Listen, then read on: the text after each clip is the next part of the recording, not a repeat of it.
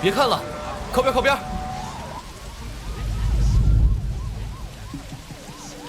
无明显外伤，初步断定死因为心脏衰竭，具体还要等实验室进一步分析。尸体上还是那个标志？没错，这已经是这个月第3起了吧？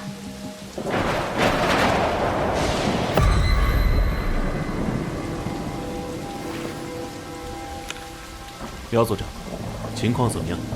跟之前2名死者一样，死因都是心脏衰竭，不排除中毒。死后眼睛和嘴都被棉线缝住，耳鼻被灌了蜂蜡。滨江中学高2、5班陈玲。小张，叫人去滨江高中核查一下死者身份，并通知家属。另外，我要3天内附近所有监控资料。是，前队。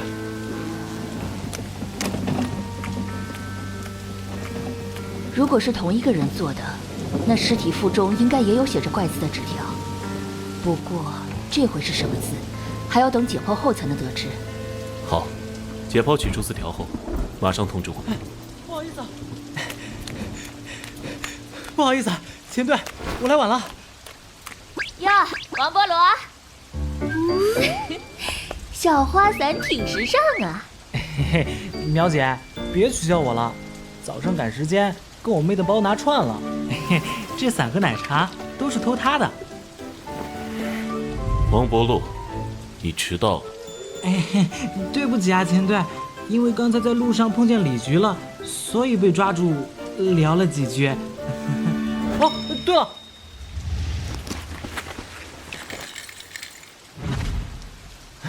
他说下着雨，他就不过来现场了。切，路都懒得走，他不如干脆退休算了。国民心理健康局不健全犯罪科滕瑞宇。对对对，李局说这个滕科长是个神探，精通周易八卦、奇门方术，案件上碰到离奇不解之事，都可以去咨询他。哼，神探，神棍还差不多。这是什么？哦，李局长说这是滕科长听完案情后在名片上随便画的，说是带在身上有助于破案呢。哼，可笑，要是靠画符就能破案，还要我们调查组干什么？这李局真是老糊涂了。我们调查组什么时候沦落到要跟这种神棍打交道？钱队长别生气，李局长也是好意嘛。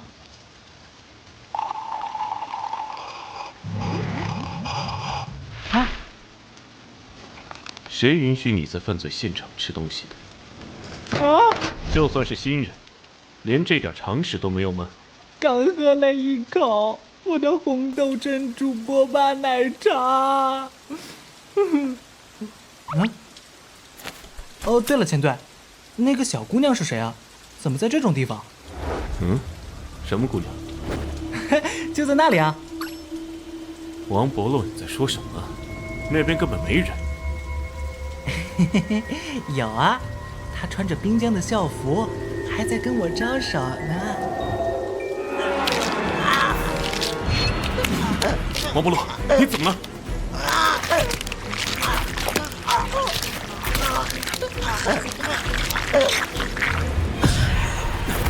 王伯洛，王伯洛，救护车！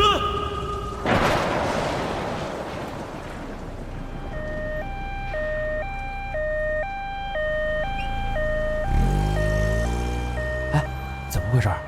王伯洛说完看见穿滨江校服的姑娘就晕倒了，该不会跟这案子有什么关系？你们有空在这里扯淡，不如赶紧把王伯洛吃过的东西拿去化验。是，钱队长。钱队，尸体腹中的字条取出来了，字样照片在这儿。这是，让开！啊，钱队怎么了？果然一样。他是怎么知道的？滕瑞宇，小张，我们去见见这个滕科长。是，钱队。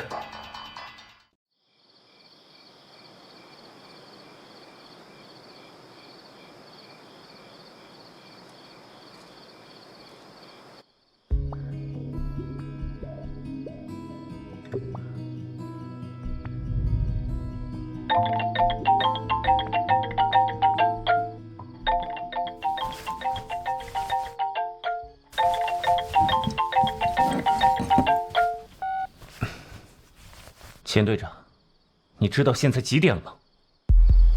滕科长，这件事关乎我下属的性命，请你务必跟我去一趟现场。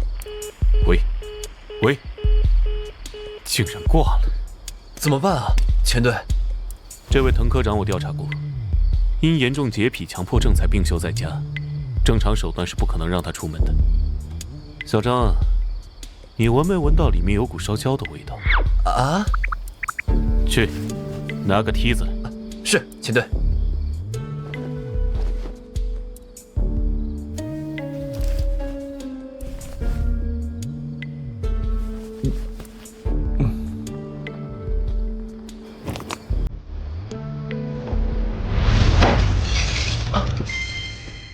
滕瑞宇，我怀疑你家楼下失火，见义勇为，人人有责。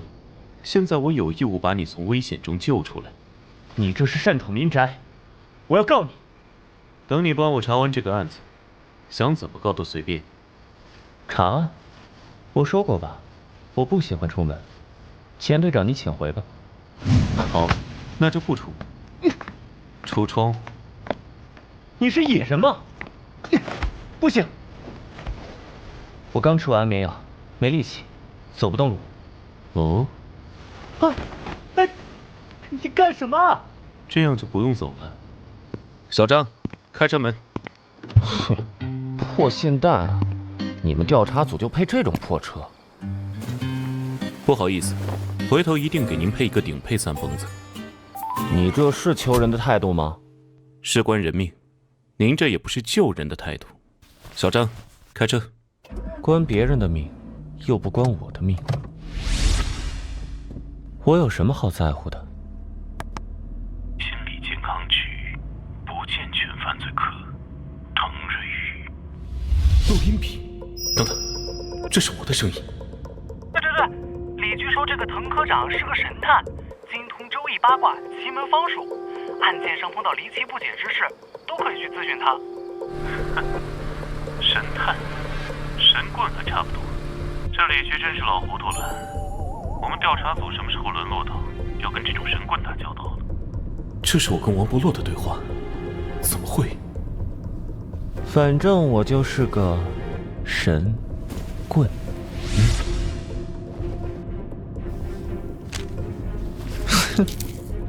对不对啊，钱队长？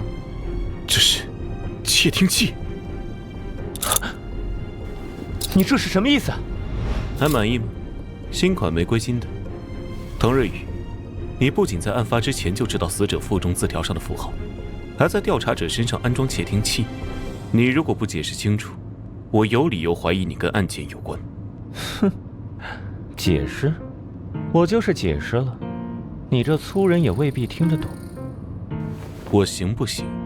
不试试怎么知道？不用了，就你这，我可不想试。你好了，说正事。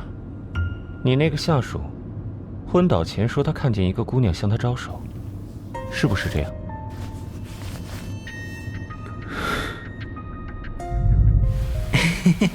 有啊，他穿着滨江的校服，还在跟我招手呢。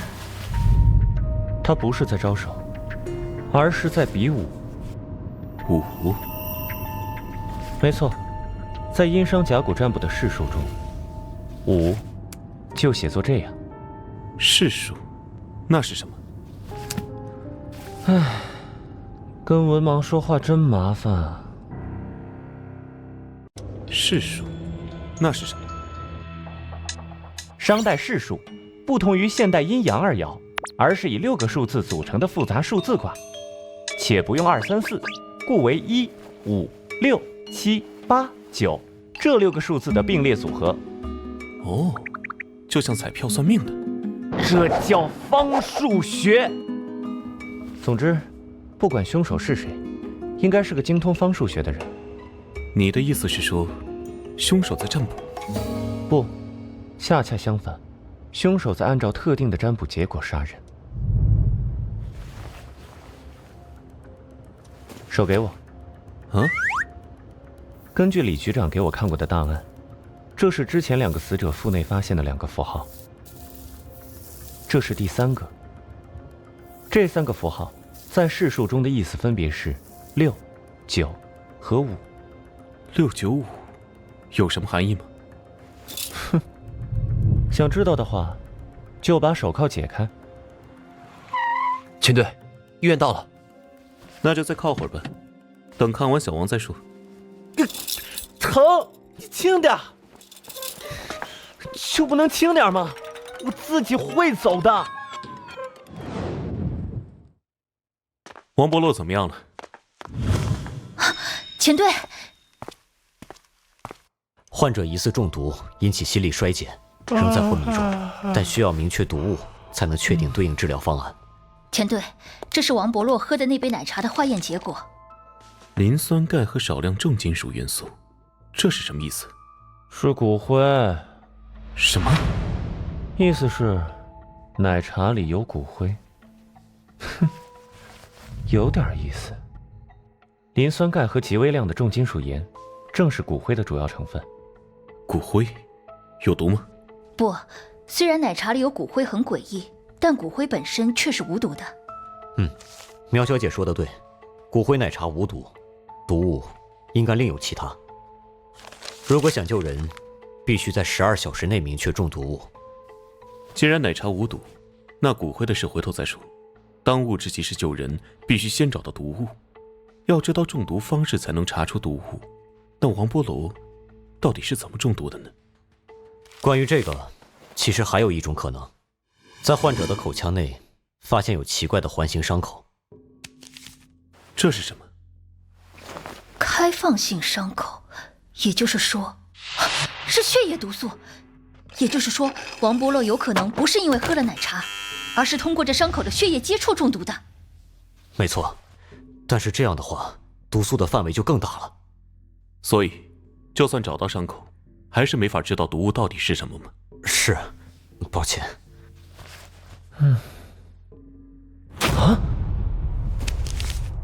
你干什么？虽然下毒的手段还不清楚，但如果我没猜错的话，Combo 疗法，听说过吗？那是什么？说人话。手铐解开。好痛！说吧。Combo 疗法是流行于美洲的一种灵修仪式。亚马逊的萨满相信，Combo 疗法可以净化身体，甚至通灵。通灵？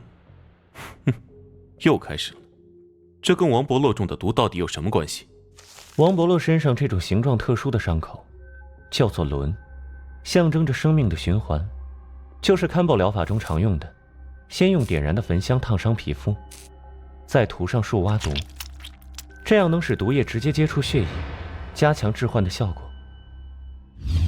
没错，Combo疗法通灵的真相就是箭毒树蛙碱。啊，确实有可能，症状也符合。由于这种蛙在国内很少见，所以初期筛查也很难检测出来。我这边马上联系相关专家确认治疗方案。那就辛苦陈医生了。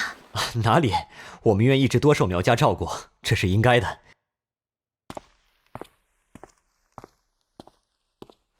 没想到你还懂这些。五赌同源，药毒一家，怎么啦？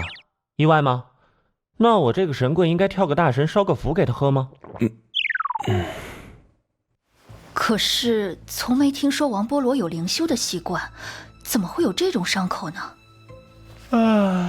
这我就不知道了，这是你们调查组该调查的事。不过，我建议你们去查查那个王波罗的妹妹，她也是滨江中学的，对吧？困了，你们聊，我回去睡觉了。我办公室有床，跟我回办公室睡吧。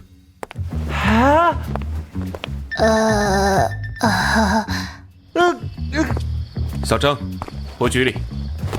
去办公室睡。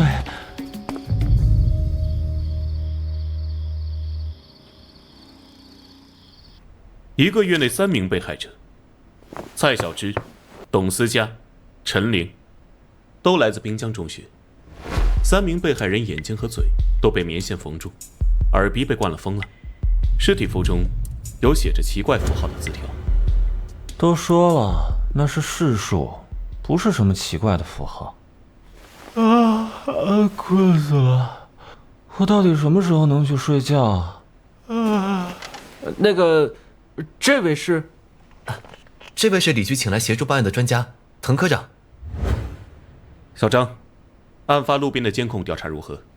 是，跟之前2起一样，案发当日的录像莫名其妙的被删去了。前队，刚才医院来消息，王伯洛已经脱离危险了。那就好。王伯洛中毒一事，跟案件似乎有着隐约的联系。于情于理，目前只有从这儿下手了。前队，王伯洛的妹妹王冉冉带到了。好的，我这就过去。滕瑞宇，你跟我一起过去。啊？为什么？关于符号的事，等会儿还有话要问你。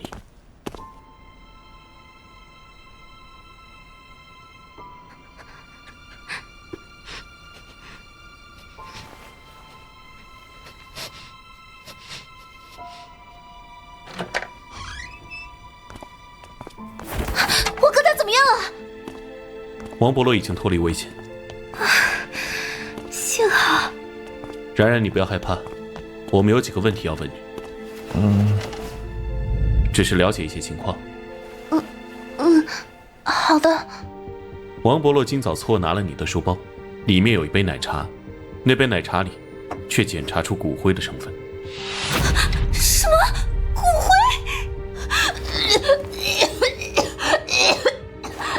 冉冉，那杯奶茶是哪儿来的？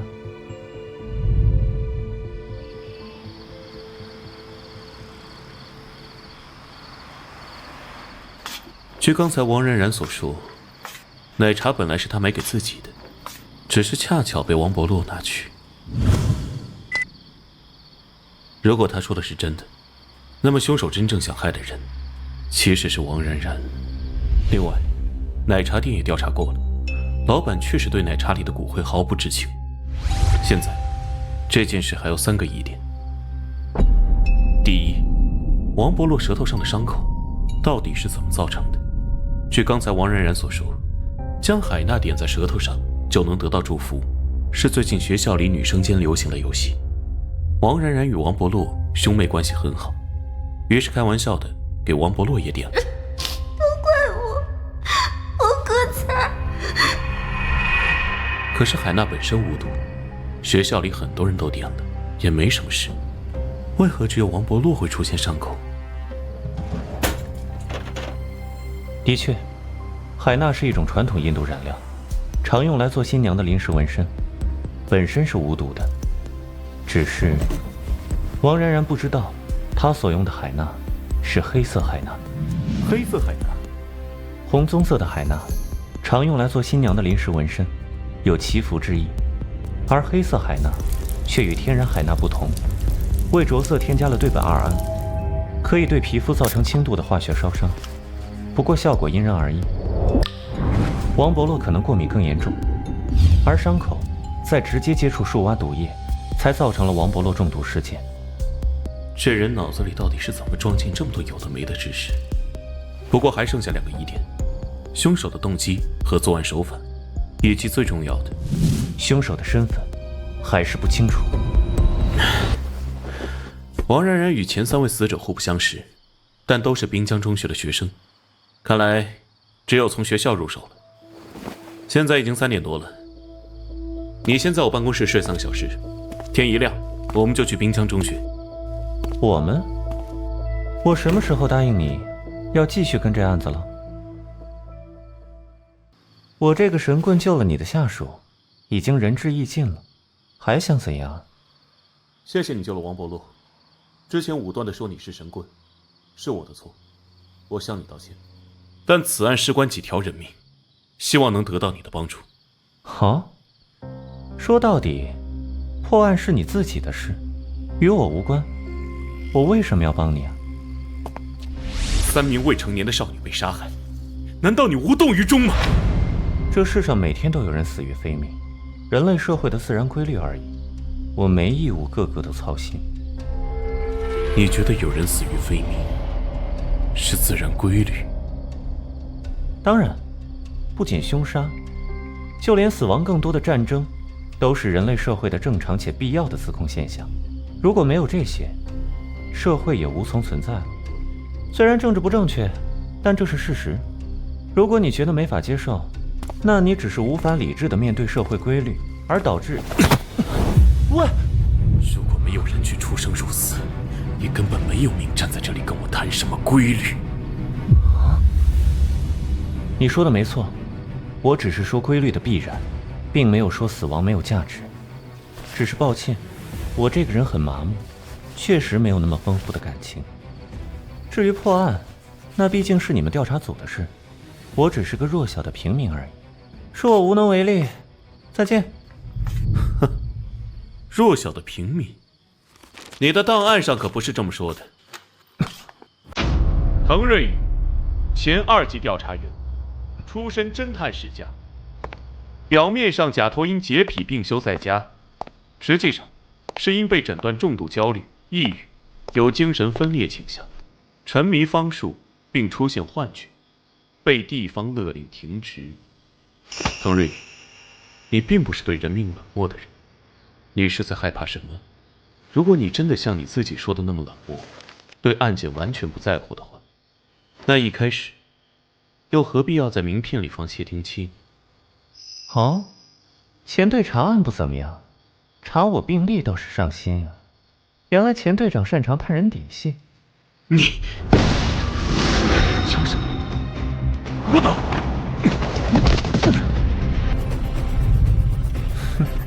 果然。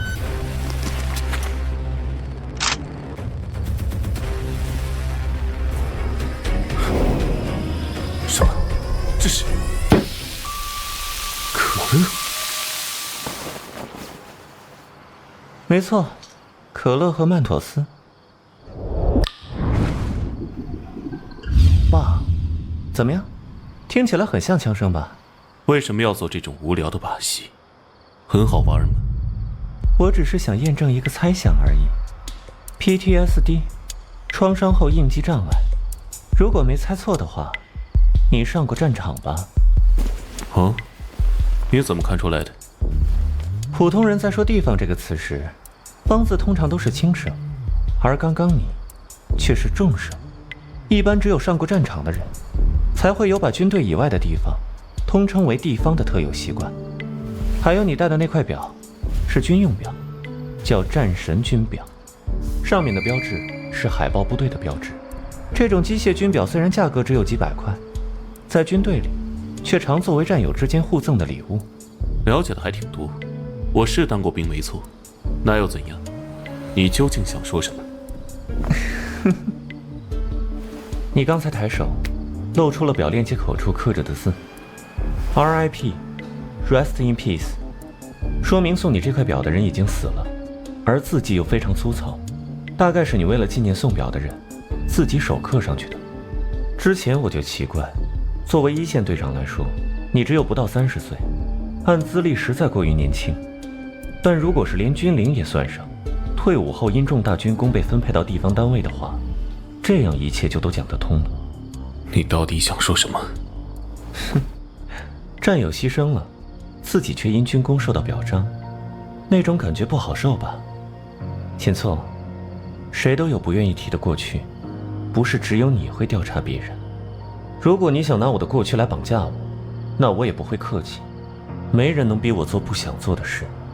不，你错了。我不是不愿意提起过去，相反，我必须一直记得。我必须一直记着，记着枪的声音，血的颜色。接着早上还为了偷藏2块5一包的劣质葡萄烟，跟你嬉皮笑脸耍赖的小屁孩。你背后藏的是什么？拿出来！班长，您就放我一马吧。要不，班长你也来一根？熟悉的人突然就不会再说话，也不会动了。小刘，醒醒！我回去给你买黄鹤楼，埋在异乡。小刘，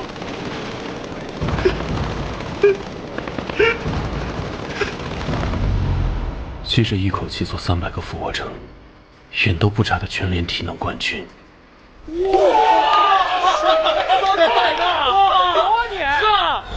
转眼间被炸的只剩半个身子，哭着跟我喊：“班长，我走。”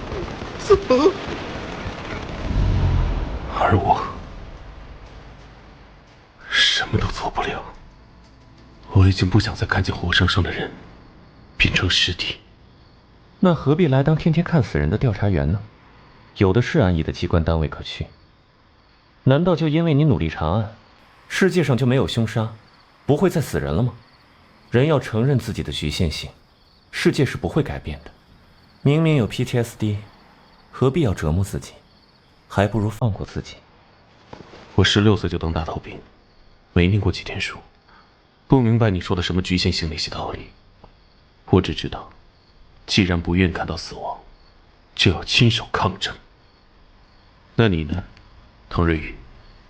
如果不是3年前你弟弟玩见鬼游戏出事，你也不会沉迷研究方术，变成现在这样的。李局长与你家世世交，他都告诉我，同父异母而已，也没有多亲近。怎么，这又是你调查的？算是吧。你刚才说的对，谁都有过去，只不过我选择面对，而你选择逃避。我不逼你，走吧，我送你回家。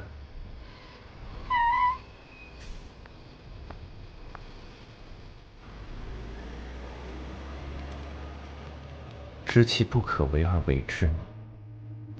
喂，李叔，你上回说的那件事，我答应。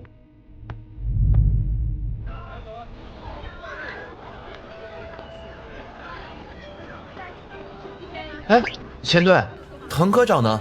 怎么没一起来啊？送回去了。既然他不愿意，我前错也不勉强。哎，你们快看，那辆车是谁的呀？怎么这么豪华？哎，怎么回事啊？哇，好厉害啊！车呀！哇塞，这啥车啊？哎呦，我在游戏里见过。是，又是跑车，你懂什么？这可比跑车贵多了。老板，到了。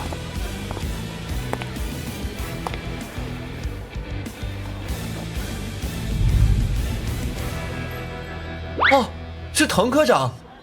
这是谁啊？在哪里来的大帅哥？怎么会啊？什么美啊！我死了！好帅呀！怎么这么帅的人啊？你怎么来了？哦，你还不知道吗？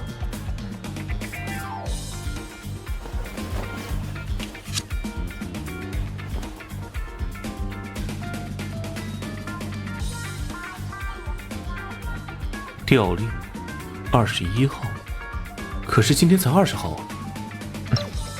李局那个老糊涂。哇，这什么黑科技啊？进击的老人机？总之以后就是同事了。不过我有条件，虽然你是专案组长，但我与你并不是从属关系。第一，不准质疑我的办案方式；第二，不准调查我的私事；第三，你说话总带着烟味儿啊！不要再让我闻到烟味儿。好吧，只要能破案，这些我都答应你。不过我也有一个问题要问你，你为什么又决定回来？愚公移山，夸父追日，知其不可为而为之，人之所以为人也。你最好不要让我失望，千错。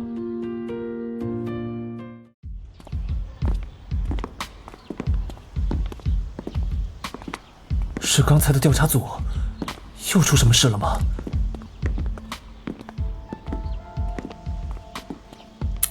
他们很大哎！关于海娜的传说，从来没听说过点在舌头上的用法，形状又与康宝疗法雷同，而且特意要求用容易引发皮损的黑色海娜，散布者实在可疑。小张，你去向学生调查一下海纳传说的来源和死者关系。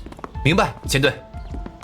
关于奶茶里的骨灰，虽然老板排除了嫌疑，也没有作案动机，但不排除中间的环节有问题。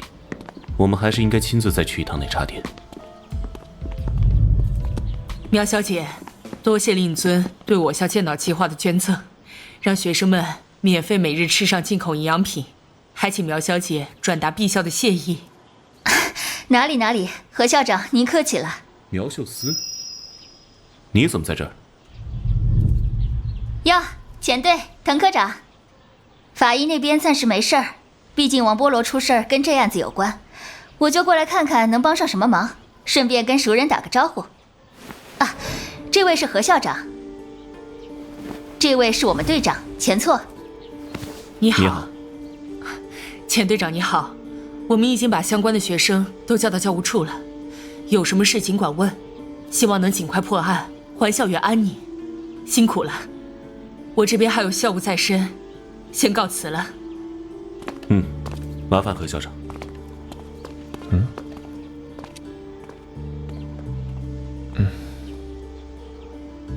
哟，棒棒糖好吃吗？你要是想帮忙，就跟小张找女生们问话去吧。你也是女性，毕竟好说话些。我和滕科长去一趟门口的奶茶店。等等。等会儿问话的时候，能不能……啊？哦，没想到你还有这种癖好啊，小老弟。不过你救了王波罗，我就帮你一回。拜托了。你们说什么呢？等会儿就知道了。走吧。方晴，王然然说黑色海纳是从你这拿的，你又是从哪儿得到的？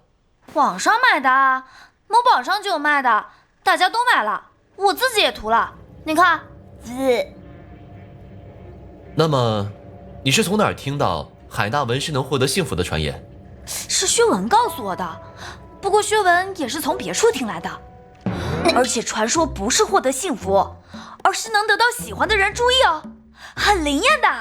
姐姐，看你样子还没有男朋友吧？要不要也试试？苗姐冷静啊，前队特意嘱咐过，一切细节和人际关系都不要遗漏，说不定和案件有关呢。说重点，那薛文又是怎么知道的？哦，是这样的。小文当时喜欢隔壁班的体育委员明翰，但是明翰喜欢的是他们班的班长何诗雨，还天天给诗雨买奶茶。可是诗雨根本就不喜欢明翰。明翰又帅，成绩好，家庭条件也不错。诗雨到底为什么不喜欢明翰呢？其实我有一个不成熟的观点，你们可别跟别人说是我说的。诗雨喜欢的其实是女孩子。啊，好想念死人啊！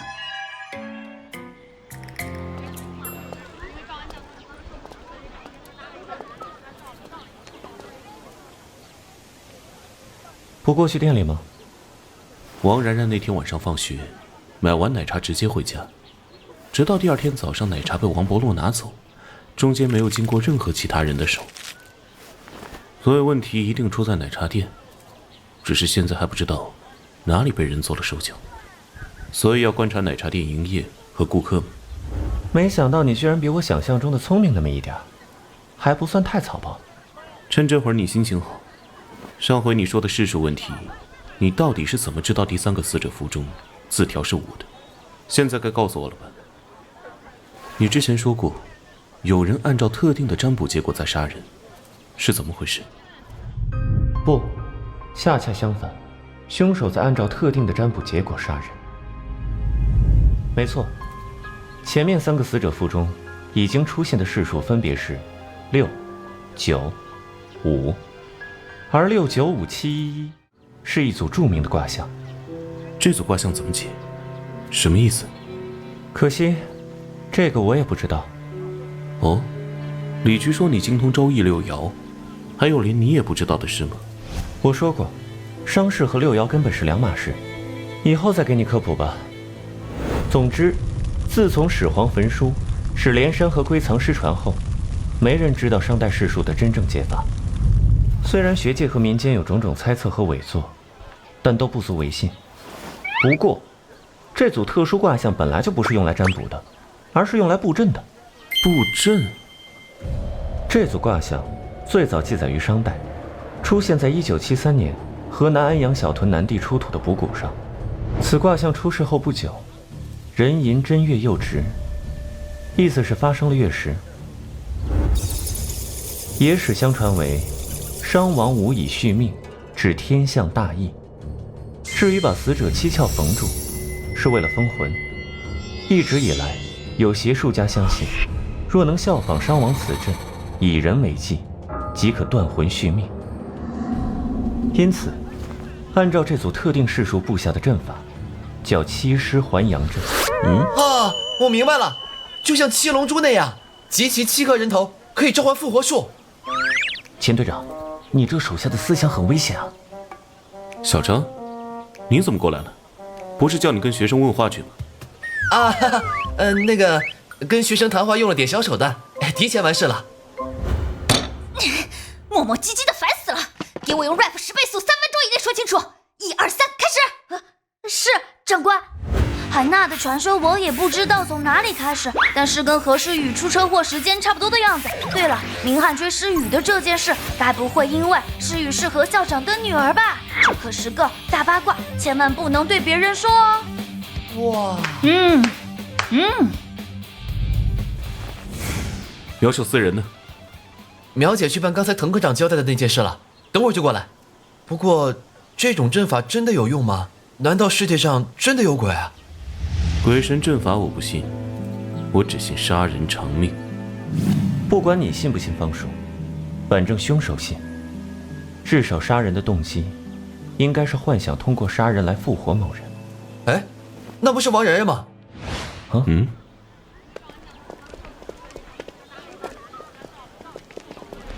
哟，明翰，来给诗雨买奶茶呀。他自己不方便走动，把药包放奶茶里，能好喝一点。可是，怎么了？不，没什么。哇，居然还有人敢来买奶茶！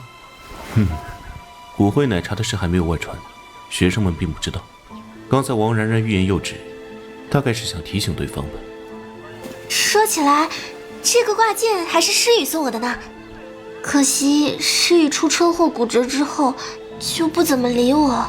嗨，他就是那种瞎要强的脾气，你别放在心上。帮我转告诗雨，等他腿好了再一起去逛街。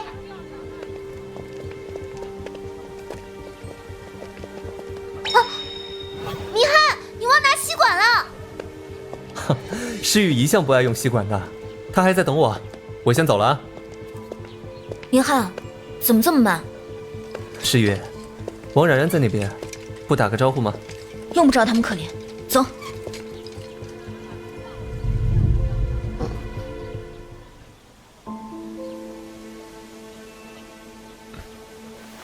原来是这样。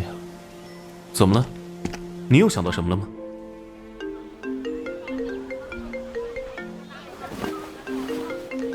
喂，苗秀斯，你人呢？什么？又出事了？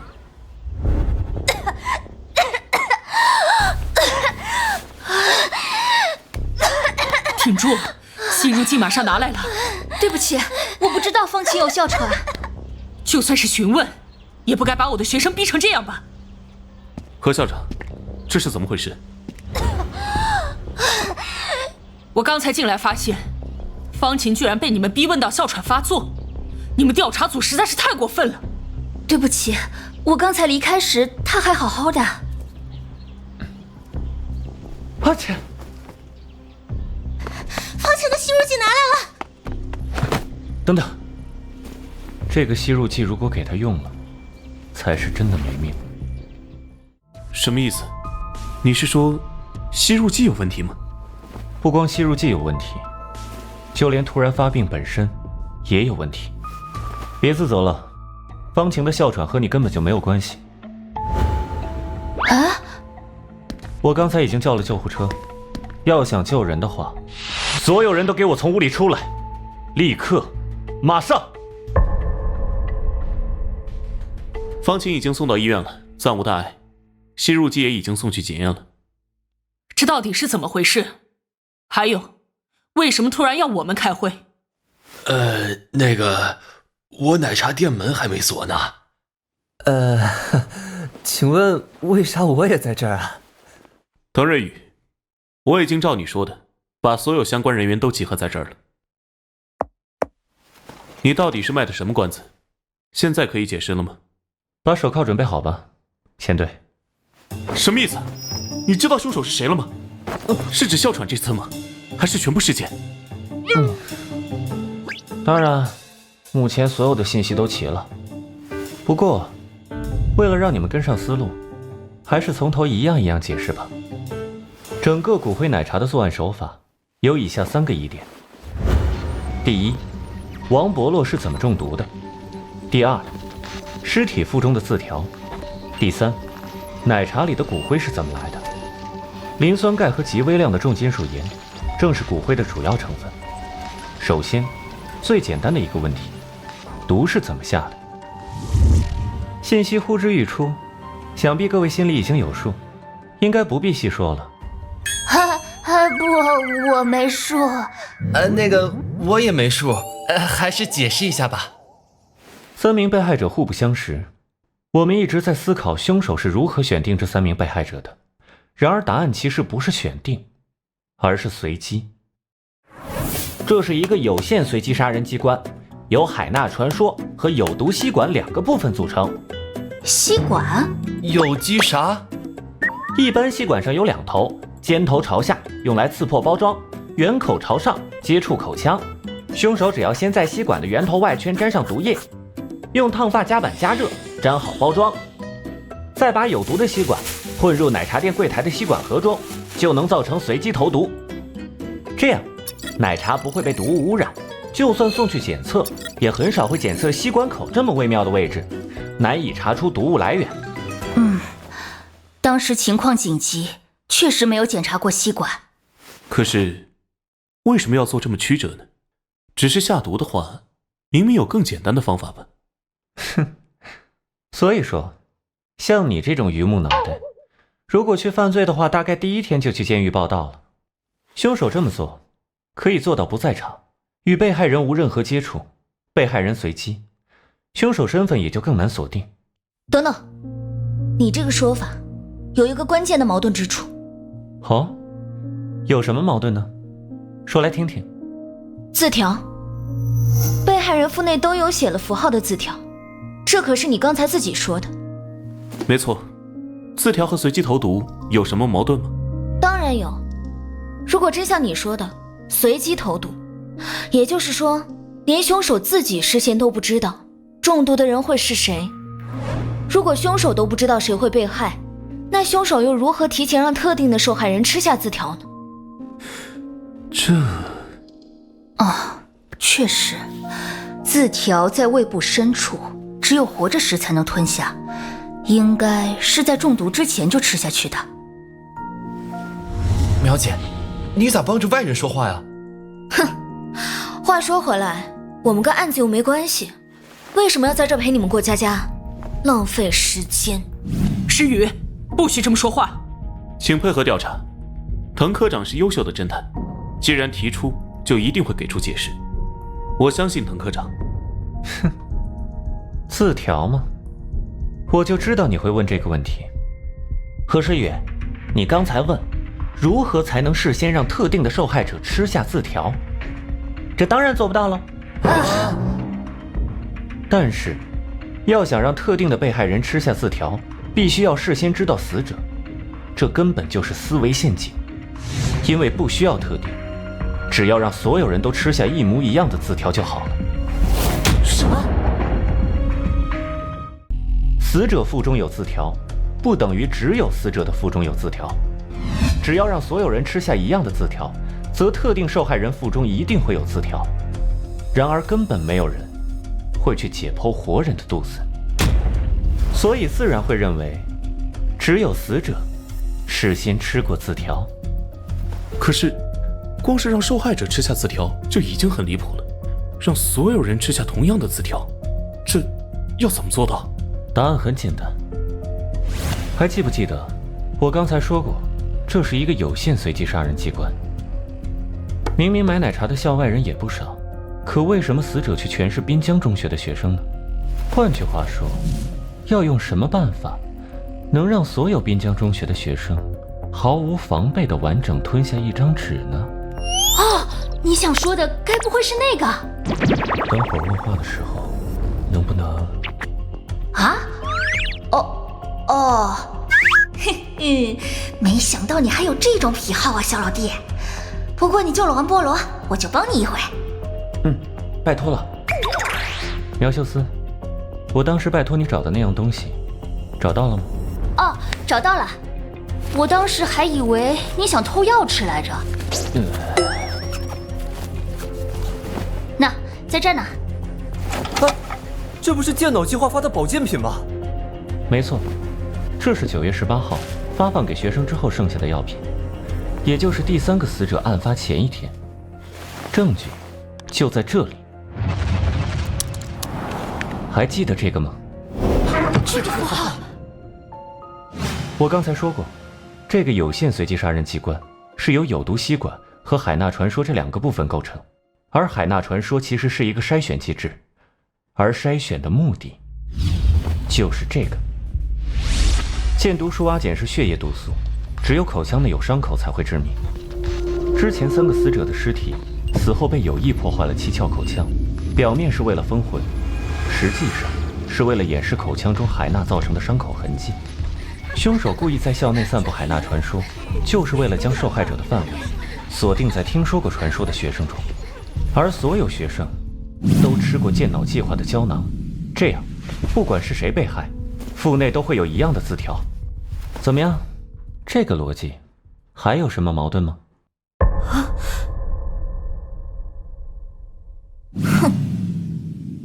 可是，凶手到底为什么不惜费这么多事，非要执着于字条呢？当然是为了七尸还阳阵的仪式。这个仪式分为3部分，包括被献祭的祭品、封在祭品体内的世数字条，以及一项最重要的东西。是骨灰吗？没错，这也就是案件的最后一个疑点。奶茶里的骨灰是怎么来的？或者说，骨灰是谁的？奶茶店大叔明翰。是，在。接下来问你们几个问题，只需要回答是或者不是。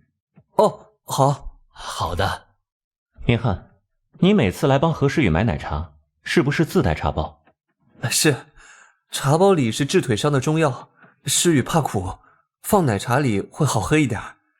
幸亏我们一直是自带茶包，不然诗雨说不定也中骨灰奶茶的招了，太吓人了。老板，王然然来买奶茶那天，明翰也来了吗？啊，是，他每天都来。那天是在王然然之前几分钟来的，不过我以为跟案件没什么关系，就没特意提。那么最后一个问题，那个茶包，你有没有可能拿串？这什么意思啊？你该不会想说茶包里有……不可能！那个茶包是诗雨给自己喝的，怎么会自己害自己呢？这位调查官，你怎么能乱怀疑人呢？李明翰，请你冷静。可是……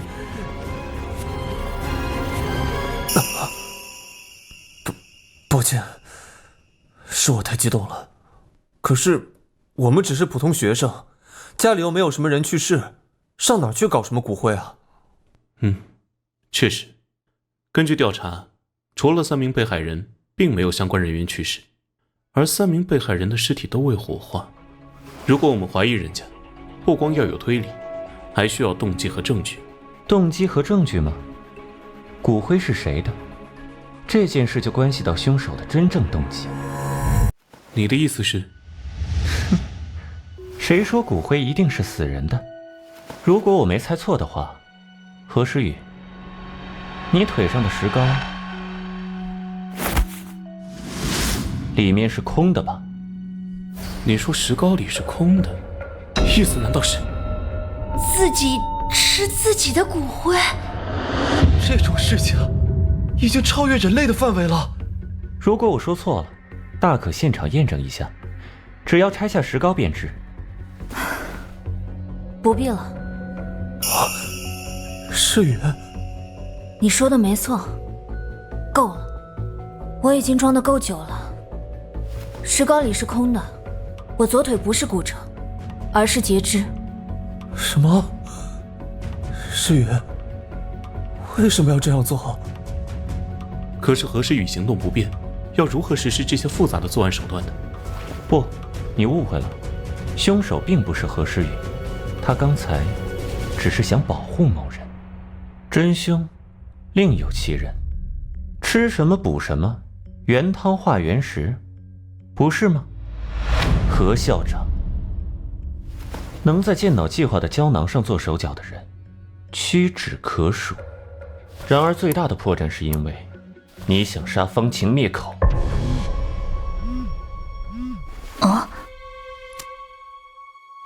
实验室来消息，方晴的吸入剂上发现箭毒树蛙碱。果然，可这次手段明显与之前不同，不是随机，而是特意要害方晴。动机到底是什么？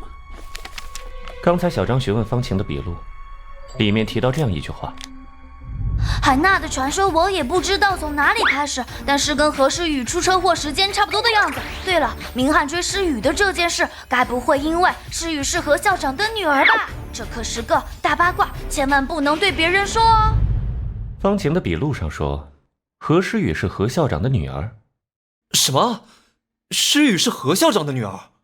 哎，你们都不知道吗？看，问题就出在这里。确实，一直以来，何校长从未对我们提及与何诗雨的关系，为什么？你们也没问过，不是吗？可是连跟诗雨最亲近的明翰都不知道，因为某种原因，两人的母女关系在校内是被刻意隐瞒的。那么，与何诗雨毫无交情的方晴，又是从谁的口中得知的？另外，关于海娜，方晴说自己是从别人处听说的，然而根据笔录中的描述，方晴口中的纹身却比其他人的都要陈旧，已经接近愈合了。方晴明明比别人更早知道海娜传说。关于海娜传说的起源，方晴为什么要撒谎？她与何校长又有什么关系？这两件事联系起来，答案只有一个：海娜的传说就是何校长亲自授意方晴散布的，所以才要灭口。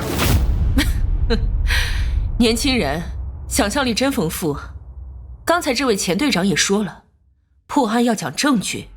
你们有什么确凿证据，证明是我做的吗？哼，当然有。方晴患有哮喘，哮喘的过敏源通常有花粉、灰尘，还有香水。只要事先在吸入剂上下毒，再喷上香水去接近方晴，就能造成方晴因为哮喘病发而死的假象，还能把这件事嫁祸在调查组头上，一举两得。确实，刚才屋子里的确有一丝香水味儿，看你打喷嚏才注意到。哈切！苗秀斯是法医，职业习惯不用香水，香水只可能来自何校长的身上。哎，没错，是哎。哼，我还以为是什么铁证。没错，我是喷了香水。那又怎么样？喷香水犯法吗？我只是不知道方晴有哮喘，有什么问题吗？哦，不知道方晴有哮喘。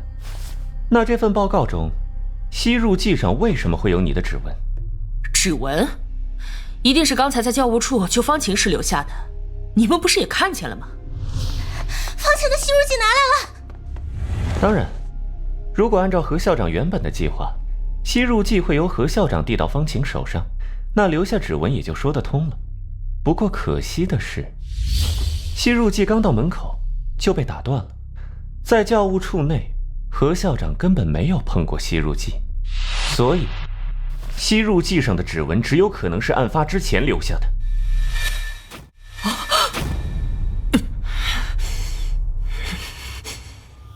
不对，我刚才记错了，我刚才去教室找过诗雨，看见吸入剂掉在地上，就随手捡起来了，一定是那时候留下的。诗雨，快说，你当时也看见了，对不对？还愣着干什么？快说句话！够了！我原本以为你只是没法接受我变成残废的事实，才顺着你装骨折，喝你给的汤药，没想到居然喝了1个月自己的骨灰，还害死了其他人。知道我不用吸管的只有妈妈和明翰，明知道这样我还是不想相信。妈，面对现实吧。你，诗雨，何校长，请冷静。诗雨，你没事吧？住手！小张，拉开他！我做这些都是为了谁？还不都是为了你？你的腿这样一辈子全完了！我从没觉得变成残疾人生就完了，是你觉得。我也从没让你去杀人。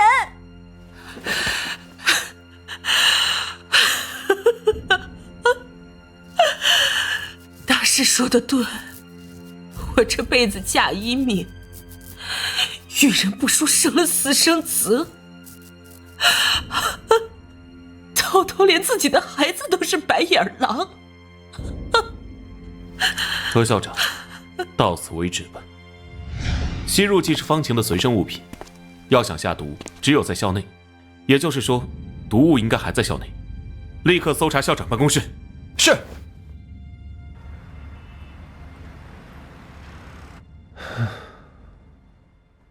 毒物找到了吗？找到了。这是怎么回事？吸入剂上根本没有留下清晰指纹，没有确凿证据时，像刚才那样诈嫌疑人是有风险的。这次只是侥幸，这不叫侥幸，这叫合理推断。兵不厌诈，如果做着等毫无疑问的证据，那这世上的罪犯10个里有8个要逍遥法外。可是我说过吧，不能干涉我的办案手段。我们的目的是制止犯罪，现在毒物搜出来了，犯人认罪了，死者也得到了公道，目的已经达到了，你还有什么好担心的？什么叫有什么好担心？你这样是不符合规定的。这种灰色手段一旦出了差错，你会是什么下场？你知道吗？前队，这是何校长的平板，上面有些奇怪的邮件，你们瞅瞅。这是什么？密码吗？有新邮件？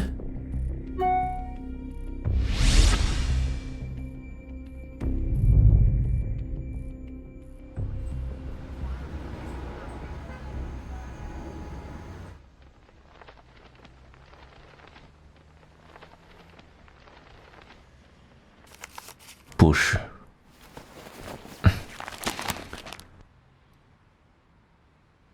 密码研究的怎么样了？